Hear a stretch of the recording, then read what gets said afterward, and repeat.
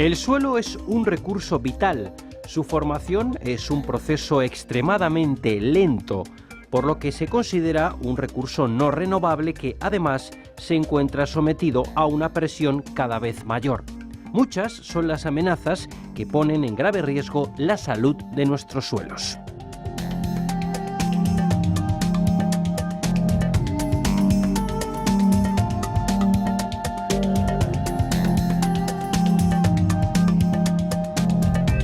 Entre esas amenazas se encuentra la erosión, la desertificación, desertización, contaminación, exceso de sales, pérdida de biodiversidad, compactación, sellado, pérdida de materia orgánica y desplazamiento de tierras. Algunos de estos procesos pueden originarse de forma natural, pero es el impacto de las actividades humanas, como la intensificación de la agricultura, el sobrepastoreo, la deforestación y en general la expansión urbana e industrial, lo que contribuye a su magnificación debido al inadecuado uso del suelo.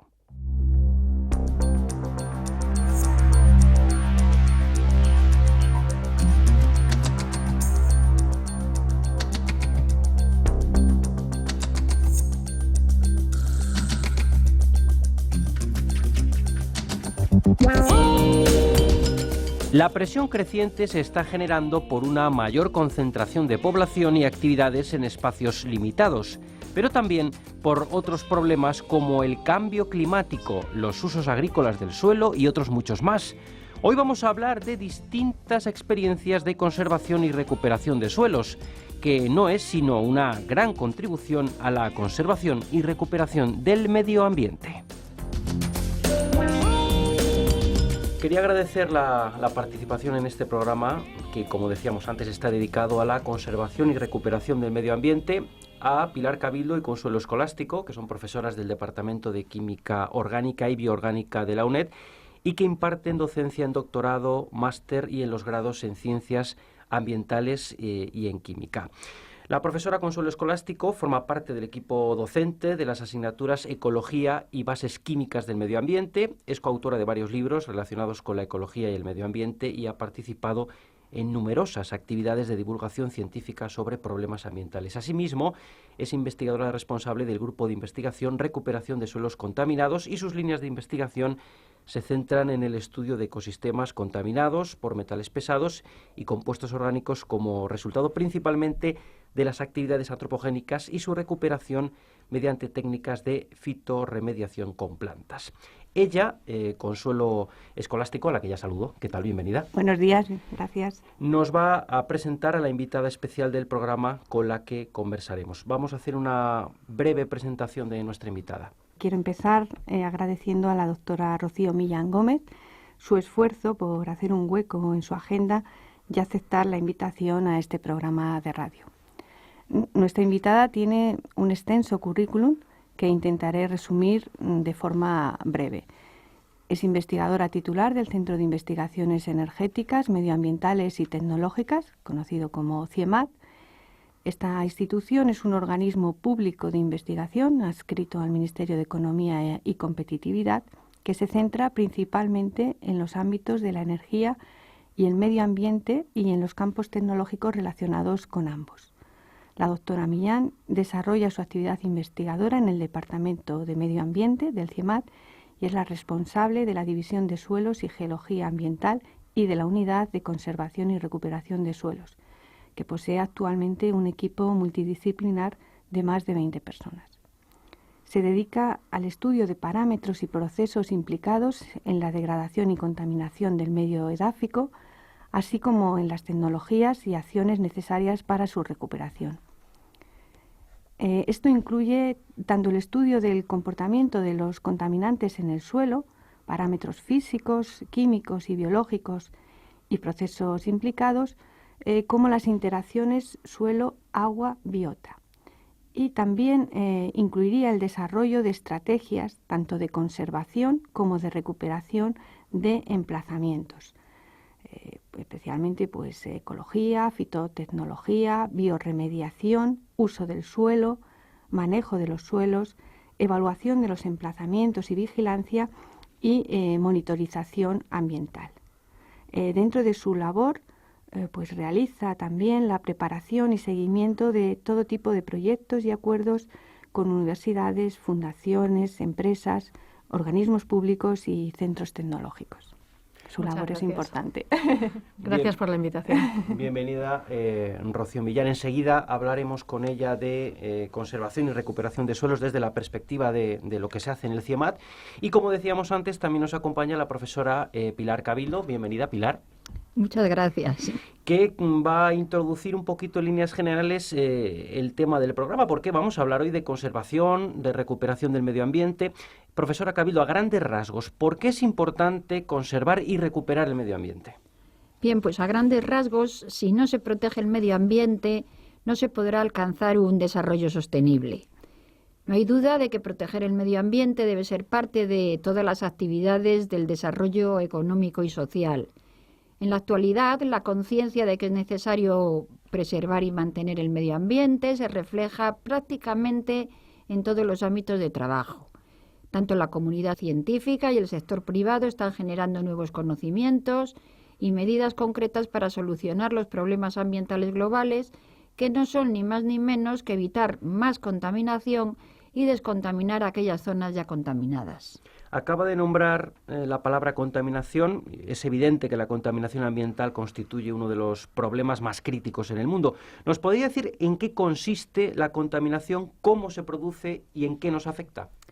Pues efectivamente, como acaba de decir, la contaminación es uno de los problemas ambientales más importantes que afectan a nuestro mundo y surge cuando se produce un desequilibrio como resultado de la adición de cualquier sustancia al medio ambiente, en cantidad tal que cause efectos adversos en el ser humano, en los animales, vegetales o materiales, expuestos a dosis que sobrepasen los niveles aceptables en la naturaleza.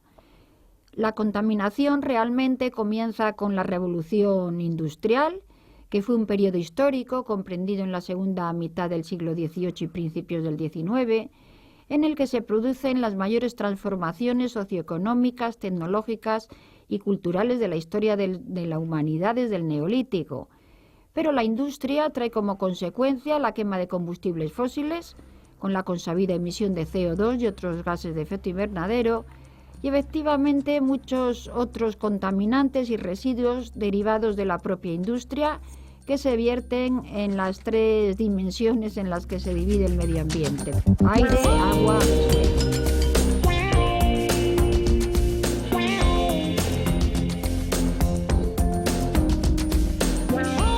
Dentro de esa conservación y recuperación del medio ambiente vamos a referirnos al ámbito de la conservación y recuperación del suelo, algo que conoce muy bien nuestra invitada del CIEMAT, Rocío Millán.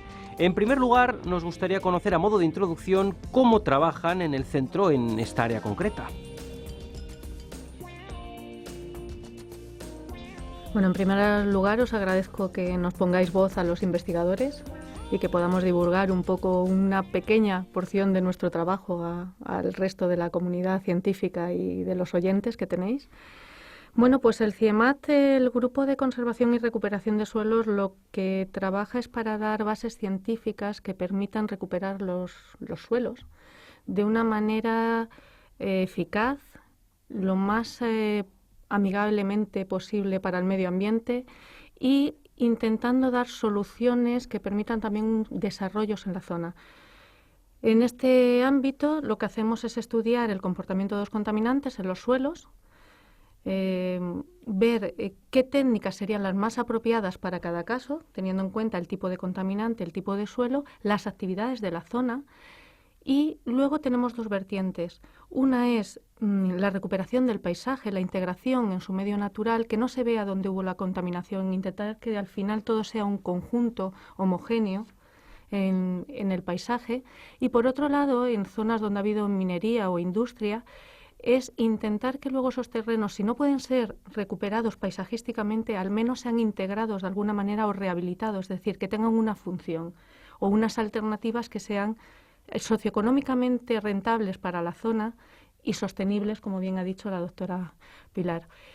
La verdad es que es complicado muchas veces porque cada escenario es diferente, necesita de estudios muy concretos y necesita de desarrollos adecuados al entorno, no solo es aplicar una técnica, es aplicar la mejor técnica posible y ser gran conocedor de lo que está ocurriendo allí. Bien, creo que nos trae precisamente un par de ejemplos sobre estos trabajos desde dos ámbitos distintos. Vamos a comenzar con ellos. ¿Por dónde empezamos? ¿Cuál es el primer ejemplo que nos presenta? Pues si quieres te puedo hablar de unos proyectos que llevamos lanzando actividades desde hace más de 14 años y es en temas de la minería y la industria. Si bien hay minerías que están abriéndose porque han cambiado los precios de los metales, etcétera, también hay minerías que están cerrando en España. Entonces, una de ellas es un caso que es la minería de mercurio en Almadén, en Ciudad Real. Es la minería más antigua que hay en España. De hecho, 1/3 de todo el mercurio consumido por la humanidad ha salido de esta mina. Quiere decir que ha sido la más importante que ha habido en nuestra historia. Pues esta mina le plantearon por presiones tanto ambientales como de la Comunidad Europea, como por la variación de los precios, los usos del mercurio y demás, por diversos motivos, pues tuvo que cerrar. Tuvo que parar sus actividades extractivas y la destilación y la venta del mercurio. Entonces, antes de que cerrara la mina, los propietarios de la mina vinieron al CIEMAT para ver qué podían hacer, desde el punto de vista, uno, de la vigilancia ambiental, desde el punto de vista de la rehabilitación y desde el punto de vista de, bien, la mina cierra, se va la actividad económica, se va el motor de la zona, y esta zona está en unas dehesas, está en una zona de vocación tradicional agropecuaria. ¿Qué podemos hacer? ¿Qué alternativas tenemos? ¿Qué podemos ofrecer? En ese aspecto empezamos a trabajar. Una de las cosas que se ha creado allí, que me parece muy interesante, y más vosotros que sois profesores, es el Parque Minero, con unos museos y una visita a la mina, que invito a todo el mundo a que vaya porque son muy interesantes. Otro de los temas donde ahí sí que participamos es en la rehabilitación de las escombreras. Había que evitar que ese mercurio, que se puede volatilizar, pues pasara a la atmósfera y tuviera un impacto en el aire y en la población de alrededor. También que evitar que se produjeran unos lixiviados o unos líquidos cargados de mercurio, por decirlo de una manera llana, que pudieran afectar a otros medios. Y luego, por otro lado, había que revegetar esas escombreras, había que dejarlas integradas de una manera que no fueran agresivas a la vista, por decirlo así, que no fuera un impacto negativo. Y por otro lado, que es lo que llevamos 14 años, era buscar alternativas socioeconómicas, entre ellas las agrícolas y las agropecuarias, los cultivos forrajeros o los cultivos de consumo humano. ¿Cuáles son seguros? ¿Cuáles no son seguros? ¿Qué se podría sembrar y qué no? ¿Por qué? Porque el mercurio es un neurotóxico y esa zona está enriquecida de forma natural de ese elemento. Por eso estaba la mina allí, si no, no tendría sentido. Entonces teníamos que ver la forma del mercurio, en qué forma estaba el mercurio, la especiación para los que sean químicos. Teníamos que ver si estaba soluble, si estaba fijado al suelo, si estaba más o menos disponible para pasar a otros compartimentos ambientales. Teníamos que ver entonces también, según el tipo de cultivo, no es lo mismo que se consuma la hoja entera, que se consuma el grano, que se consuma el tubérculo. Ver qué cultivos eran los que acumulaban mercurio y entonces no se podrían poner, qué cultivos salían limpios, porque allí se sigue cultivando. Y proponer una serie de actividades que se podrían hacer en la zona para que esa población tuviera también alternativas seguras y sostenibles. Entonces, luego otro de los estudios es buscar plantas para estabilizar los suelos, las fitoestabilizadoras que se llaman, para evitar en las escombreras esa, por decirlo así, derrumbe a veces que se ven y esas grietas que se ven en las escombreras para que estuvieran estabilizadas y estuvieran revegetadas de una manera coherente. Y por otro lado, buscar plantas también fitoacumuladoras, que es una tecnología que se basa en que estas plantas van acumulando en sus estructuras, sobre todo en la parte aérea, que puedes luego cosechar el elemento y puedes ir descontaminando. Es como si lo bombearan del suelo hacia su parte aérea. Son medidas que son lo que llaman ahora ambientalmente amigables y lo único que tienes que encontrar esas plantas, que es lo complicado, encontrar las plantas acumuladoras. Pues esas son algunas de las actividades que hacemos aquí.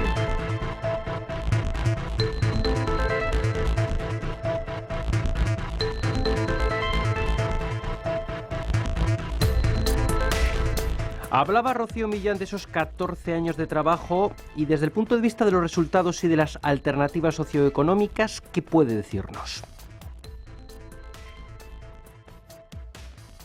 En nuestro caso mantenemos mucho contacto con la Universidad de Castilla-La Mancha, que son grandes conocedores evidentemente de lo que ocurre allí y grandes colaboradores, también con Mayasa, que son las minas de Almadén y Arrayanes, con el Centro Tecnológico de Descontaminación del Mercurio, con los gestores y con los actores en la zona o los que tienen una participación activa en la zona, para hacerles llegar nuestros resultados. Nosotros ni legislamos ni gestionamos, como muchos de los investigadores. Nosotros lo que hacemos es darle la base científica que les permita decir esto se puede, esto es adecuado, esto no es adecuado. Lo que sí nuestra labor es hacerles llegar esa información para que cuando ellos sí que gestionen las zonas o hagan actuaciones sobre la zona, tengan un referente sobre las mismas, aparte de publicar, de divulgar, que es también parte de nuestra labor. Habla del mercurio, supongo que para los oyentes que no dominen precisamente el mundo de la química, etcétera, es un agente contaminante muy importante, ¿verdad? Sí, es un contaminante de los pocos considerados contaminante global. Es un elemento que depende también mucho de qué forma química tenga, si es orgánico, formas orgánicas, compuestos orgánicos o inorgánicos, también así es su toxicidad. Y es muy conocido, quizás todo el mundo lo conoce, por las regulaciones que hay en el consumo del pescado y del marisco y demás por el metilmercurio. ¿Por qué? Porque no tiene función biológica. Entonces, con el mercurio se acuñaron dos términos en ecología, que son la biomagnificación y la bioacumulación. ¿Por qué? Porque del sedimento, por los microorganismos, lo ponen en forma orgánica que pasa al plancton, del plancton pasa a los macroinvertebrados, de ahí a los peces pequeños, el pez pequeño es comido por el más grande, hasta que llega al último predador de la cadena, que es el hombre. Entonces, ¿qué ocurre? Que como no tiene función biológica, se va acumulando y va aumentando el impacto que puede tener conforme va subiendo en la cadena trófica.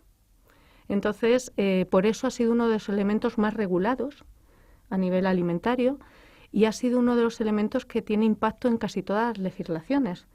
De hecho, ahora los últimos tratados, el de Minamata, que se acaba de firmar por más de 140 países ahora en octubre, regulan las zonas que tienen altos contenidos en mercurio, regulan las zonas de la minería del oro, por ejemplo, que se utiliza el mercurio para amalgamar, con lo cual se libera al medio ambiente. Regula las zonas de producción, las zonas industriales que todavía utilizan el mercurio y proponen cambios en las tecnologías y la desaparición del mercurio en todos aquellos usos industriales que pueda ser sustituido. También una de las prohibiciones es el transporte y exportación de mercurio, de ahí que las minas de Almadén, al no tener esa actividad, también estuvieran abocadas a su propio cierre. El segundo ejemplo que nos trae la investigadora del CIEMAT, Rocío Millán, en materia de conservación y recuperación de suelos, está relacionado con contaminación por compuestos orgánicos, combustibles. Cuéntenos. Este es otro problema totalmente diferente porque un metal lo puedes transferir, lo puedes cambiar de forma, pero siempre el metal va a estar ahí. Sin embargo, los compuestos orgánicos sí que puedes llegar a degradarlos. La panacea es volverlos CO2 y agua. Esa es la panacea de la biodegradación.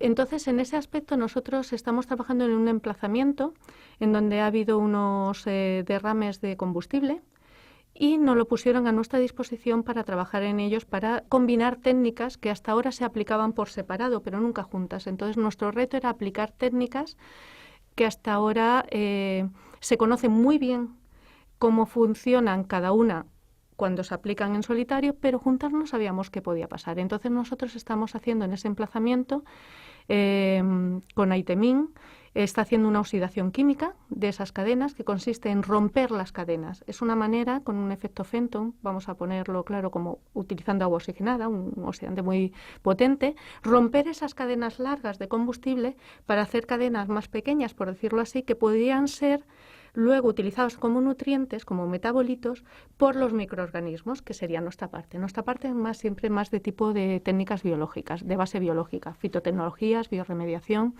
Entonces, y luego poner también una parte que en colaboración con la UPM, que es luego también utilizar las fitotecnologías en esos terrenos, porque también puede haber metales, porque también pueden ser utilizados para orgánicos. Y la parte final del CIEMAT también es luego la integración de ese espacio en su entorno, que no se vea que ahí hubo una zona contaminada. Entonces, trabajamos tanto en la caracterización como en la aplicación de las técnicas, como en la restauración edafológica y edafopaisajística final. En este caso, lo que estamos haciendo es con un proyecto financiado por la Comunidad Europea, son los proyectos LIFE de la Unión Europea, se llama Bioxisol nuestro proyecto, de oxidación química y procesos biológicos. Y aquí lo que intentamos sobre todo es, tenemos parcelas donde ponemos cada técnica por separado y parcelas donde combinamos las diversas técnicas para optimizar el proceso. Eso durante la primera parte del proyecto, y en la segunda parte del proyecto ya será las que sean más eficaces y de la forma más eficaz será la que se aplica todo el emplazamiento. Con lo cual lleva una parte de I+D necesaria, de desarrollo, de investigación básica necesario, pero en nuestro grupo afortunadamente lo que nos gusta es el campo. Nosotros somos felices saliendo al campo, entonces lo que nos gusta luego es aplicarlo en situación real y luego verlo. Porque creo que también es una manera de la prueba de fuego. Hay veces que controlas tanto en el laboratorio que termina siendo casi una modelización de los procesos necesarios, porque tienes que tener todo controlado. Tú no puedes ir al campo y producir un daño, al creer hacer una restauración, producir un daño peor de lo que había al principio. Entonces, es necesaria una investigación básica en laboratorio, en invernaderos, que tenemos invernaderos, pero también es necesario luego para nuestro grupo verlo aplicado. Somos un grupo con una vocación muy grande en la aplicación de nuestras técnicas. Y luego también nos satisface mucho cuando vamos a emplazamientos donde hemos trabajado el ver que si yo no te digo que ahí hubo una escombrera, tú no la veas. Eso es lo más satisfactorio de todo, y ver que las personas de allí pues les revierte, porque al final la investigación es con dinero público. Ahora mismo nosotros tenemos una pequeña broma en el grupo que somos la ciencia por los suelos. Entonces, es un poquito el que revierta ese dinero público en lo que es la sociedad. Entonces, una cosa es generar conocimiento, absolutamente imprescindible, pero también es, en nuestro caso concreto, la aplicación de ese conocimiento y el ponerlo al servicio de los actores en la zona, ya sea la empresa, ya sea el alcalde del pueblo o ya sea la comunidad científica, incluso los errores, porque a veces cuando tú cometes un error en el laboratorio es una manera de decir no lo hagas tú, no pierdas el tiempo, porque esto no va. Todo resultado negativo puede ser muy positivo también, es como tú lo enfoques. Entonces, pues en eso se basa la ciencia, y aquí tengo dos grandes investigadoras que les voy a contar, que a veces esto es acierto o error, pero de todo se aprende. De estos proyectos que nos está contando en el caso de compuestos orgánicos, nos habla de emplazamientos. ¿Hay algún ejemplo concreto en algún lugar o estamos hablando simplemente de trabajos Son reales, o sea, los emplazamientos, uno está en la zona de Almadén, en la zona minera de Almadén, con un gran apoyo en la zona, tanto por universidades como el Instituto de Geoquímica Ambiental Aplicada, como el Centro Tecnológico del Mercurio, pero son emplazamientos reales. Ese está en Almadén, el otro está en Cádiz, es un emplazamiento que pertenece a la Armada Española, que nos la cedió de una manera muy generosa. Como es una zona donde ellos tienen los barcos, pues tienen allí almacenado combustible, entonces había unos depósitos antiguos, claro, con la tecnología y con las características de la zona de cuando se hicieron esos depósitos, lo que le obligaban en ese momento, pero que tenían fugas, y cuando se dieron cuenta dijeron, esto hay que pararlo ya y hay que recuperar el terreno. Y en esa conciencia que tuvieron ambiental, pues decidimos hacer este proyecto y lo pusimos como zona piloto de demostración. Si conseguimos descontaminar, que estoy segura que sí, esos terrenos, pues servirá un poco para hacer un procedimiento para otros terrenos similares, poderlo aplicar, y además ya con los pros y los contras y la secuencia y una manera de dar un poco la recetilla, comillas, de cómo se tendría que hacer. En cuanto al mercurio, pues ahora mismo somos grupo de referencia tanto nacional e internacional en este tema, y somos de los grupos españoles grandes conocedores, de los que tenemos una trayectoria más larga en el tema del mercurio, quizás porque ha sido un poco el patito feo de los metales pesados. No mucha gente quiere trabajar con él porque se volatiliza a baja temperatura, entonces en los laboratorios tienes que tener unas condiciones adecuadas, porque se amalgama, porque tiene formas orgánicas e inorgánicas que son tóxicas ambas. Entonces quizás para nosotros fue un reto cuando nos propusieron, y te digo que actualmente es un reto muy satisfactorio porque nos ha permitido ahondar en un tema que ahora mismo está en la calle. El mercurio nos puede afectar a todos como contaminante global. Se genera de forma... Los grandes emisores en realidad son los volcanes, por ejemplo, y no puedes taponar los volcanes porque no salga el mercurio. Está en todas las emisiones de combustibles fósiles. Entonces, la gente está tomando conciencia de que hay determinados contaminantes que están ahí. Y entonces alguien tiene que hacer algo, y en este caso nosotros dimos el paso adelante y decimos, venga, queremos trabajar en ello.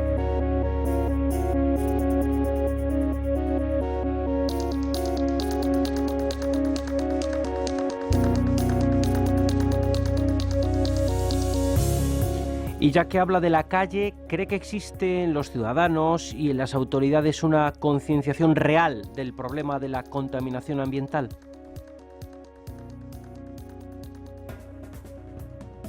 Yo creo que afortunadamente cada vez hay más información, más asequible, cada vez estamos más concienciados que el medio ambiente es de todos, que el aire lo respiramos al final todos, que el agua al final riega nuestros campos, que el agua al final nos bañamos en ella, que el agua no la bebemos, que los suelos están ahí y los suelos es portador de vida. No necesitamos ir más allá que a la agricultura para saber que se necesita el suelo. De hecho, la afología nació de la agricultura, y aquí uno de los grandes conocedores de los suelos es nuestra Sociedad Española de Ciencia del Suelo, una gran sociedad con magníficos investigadores y magníficos docentes que nos intentan concienciar día al día desde las universidades, como estamos aquí, desde congresos, desde publicaciones, desde todos los ámbitos, que si no protegemos el medio ambiente, y estoy plenamente con Pilar, no tenemos mucho futuro. Es decir, es que nosotros dependemos del agua, del suelo y del aire. No somos sus dueños. Y como decía, nosotros no tenemos heredada la tierra, la tenemos prestada para el futuro. Es labor de todos el proteger nuestro medio ambiente. Creo que programas como este o el que en las universidades se haga tomar conciencia en política, en anuncios, en reuniones, creo que todo aporta su granito de arena, y al final yo creo que entre todos podremos conseguir la minimización de residuos, el que la gente sea consciente cuando compra que a más envoltorios pues más residuos produces, el no gastar agua, el que vayas al campo y recojas tus basuras.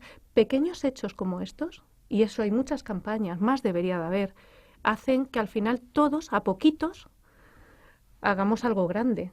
A veces no hay que hacer una labor enorme para que haya un resultado. A veces muchos poquitos hacen un resultado tremendamente beneficioso para todos al final. Bien, vamos a ir terminando. Profesora Escolástico, ¿alguna cuestión más que destacar? Solo comentar dos cuestiones. Por un lado, y como ha dicho Rocío, volver a insistir y resaltar que las entidades públicas, tanto los organismos de investigación como el CIEMAT, como universidades entre las que se encuentra la UNED, son fundamentales para la generación del conocimiento y la investigación en temas medioambientales. Además, creo que dada la necesidad actual de preservar y cuidar el medio ambiente como base para un desarrollo sostenible, y también por la gran magnitud de algunos de los problemas ambientales, me parece que son imprescindibles pues las actividades de difusión de la información y la concienciación social, pues para promover también una participación más activa de la sociedad. Por ello creo que es necesario pues potenciar la educación ambiental, fomentar la realización de cursos de divulgación científica, jornadas, etcétera, que como ha comentado Rocío, y que de alguna manera se consiga esa participación más activa de la sociedad, también un mayor nivel de conciencia ambiental y un cambio de actitud hacia la naturaleza, ¿no? Y bueno, también quería finalizar recordando que somos conscientes de la importancia y la aportación al avance de la sociedad, de las investigaciones, y por ese motivo en la celebración de la festividad de San Alberto Magno, el patrón de la Facultad de la UNED, pues se concedió una medalla al CIEMAT en reconocimiento a su labor en favor del trabajo de otros y la colaboración en la formación de los estudiantes de nuestra universidad. La recogió Yolanda Benito, directora del Departamento del Medio Ambiente. Y profesora Cabildo, un último mensaje a los oyentes. Bueno, pues después de esta bonita lección que nos ha dado Rocío sobre investigación aplicada y en relación con la descontaminación de suelos, pues yo quisiera decir que no es que exista una incompatibilidad absoluta entre el desarrollo tecnológico y el avance de la civilización con el mantenimiento del equilibrio ecológico, pero es importante que el ser humano sepa armonizarlos. Y el siglo XXI tiene que ser decisivo para dar respuesta a esta armonización y se va a convertir en el siglo de los grandes cambios. Un futuro sostenible está en nuestras manos y tenemos que ser positivos y pensar que luchando en todos los ámbitos lo vamos a conseguir. Bien, y a nuestra invitada Rocío Millán le dejamos que cierre el programa. Una última conclusión. Pues primero que este tipo de programas y la labor que hacen los docentes es básico para formar investigadores o al menos formar grandes profesionales que luego muchos recogemos nosotros en los centros de investigación y que agradezco, insisto, otra vez que nos pongáis voz a los investigadores para que podamos decir a la sociedad qué es lo que hacemos y cómo trabajamos. Muy bien, pues muchas gracias a las tres por acompañarnos. Muchas gracias a Rocío por haber venido. Gracias.